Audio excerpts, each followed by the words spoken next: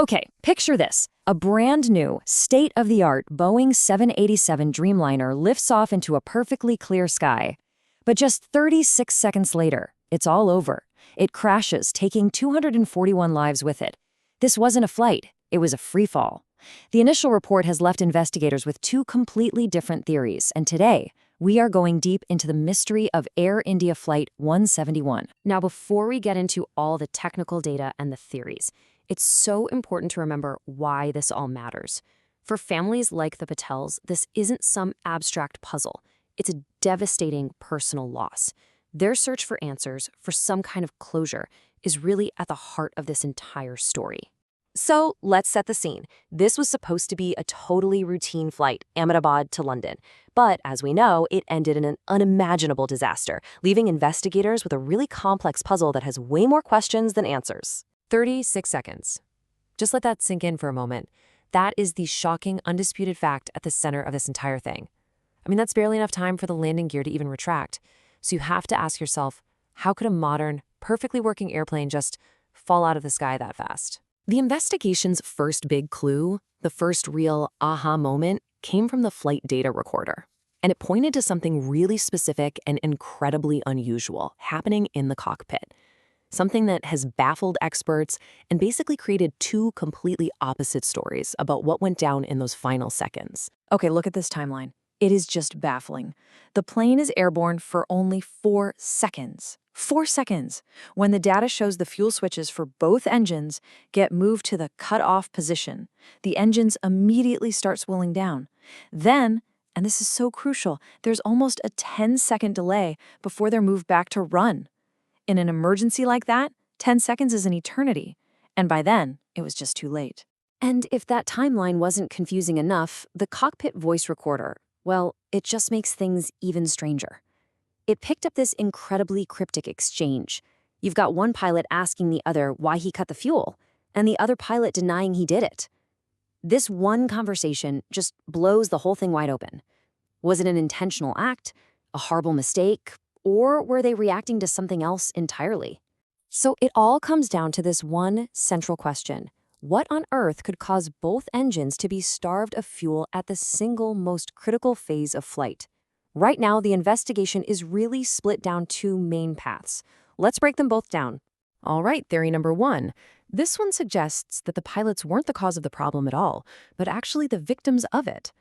This line of thinking points to a catastrophic cascading system failure, where the plane itself basically betrayed the crew. Some analysts have given this scenario a pretty chilling name, ghost mode.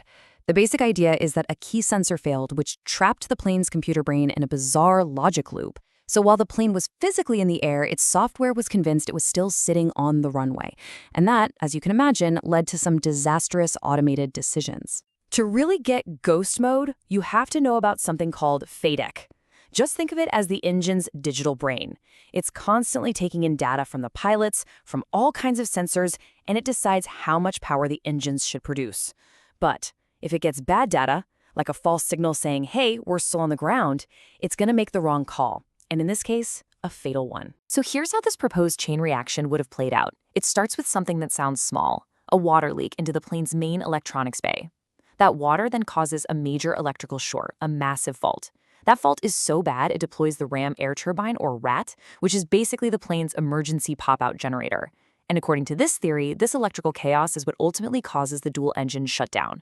The pilots moving the fuel switches, that would have been a desperate last-ditch attempt to restart the engines, not shut them off. Now, the real smoking gun for this theory is all in the timing. The plane's transponder, a non-essential system, cut out. Analysts believe this happened exactly 9.87 seconds after that emergency RAT deployed. Why is that number so important? Because that's the precise amount of time it takes for the plane's electrical system to switch over to emergency power and start shutting down things it doesn't need. This is a powerful piece of data that suggests a massive electrical failure happened before the engines lost power. But, and this is a really big but, there is a whole other theory that paints a completely different picture. It basically throws that whole ghost mode idea out the window and focuses right on the physical switches themselves, suggesting a deliberate human action wasn't the response to the crisis, it was the crisis. And this quote from a veteran 787 pilot really gets to the heart of the argument. The fuel control switches, you see, they're not hooked into some complex computer network. They are simple, mechanical, and totally isolated.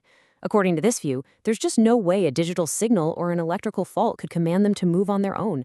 Yeah, when you look at the actual design, you can see why they say that. Moving this switch from run to cutoff isn't like clicking a mouse. It takes a real physical action. You literally have to grab it, pull it up against a spring, move it over a little gate, and then let go. The whole thing is designed specifically to stop you from moving it by accident. And here it is. This is the crucial point that directly contradicts the entire ghost mode theory. The fuel valves on this plane are designed to fail-safe in the open position. What that means is they actually need a constant stream of power to close. So even in a total electrical blackout, the engines would just keep running because the valves would spring open. A power failure simply could not have cut the fuel. And we know the official investigation is taking this possibility very, very seriously. India's Aircraft Accident Investigation Bureau has now brought in human factor specialists to really analyze the crew's actions in the cockpit environment. That move pretty much signals that human error, whether it was intentional or just a terrible mistake, is a central line of inquiry here.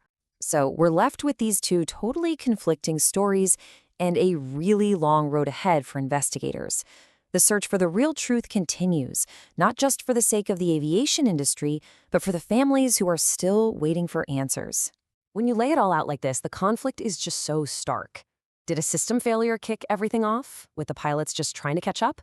Or was a human action the first domino to fall, creating a crisis out of thin air? One theory points to a flaw in the machine, the other points to a flaw or a mistake in the cockpit. And you know, these are the questions that are probably keeping investigators up at night. That 10-second delay, I mean, why? It makes no sense. What did the maintenance log say about those water sealing inspections? Were they done? And the big one, what else is on the full cockpit recording that we haven't heard? Until we get answers to these questions, this mystery is staying unsolved. Ultimately, the crash of Air India 171 forces all of us to ask a really difficult question. In this age of incredibly complex, automated airplanes, who or what is really in control? As investigators continue to pick apart these two competing realities, one of machine failure, one of human action, the answer they find won't just bring closure to grieving families. It could redefine the entire relationship between pilots and the planes they fly.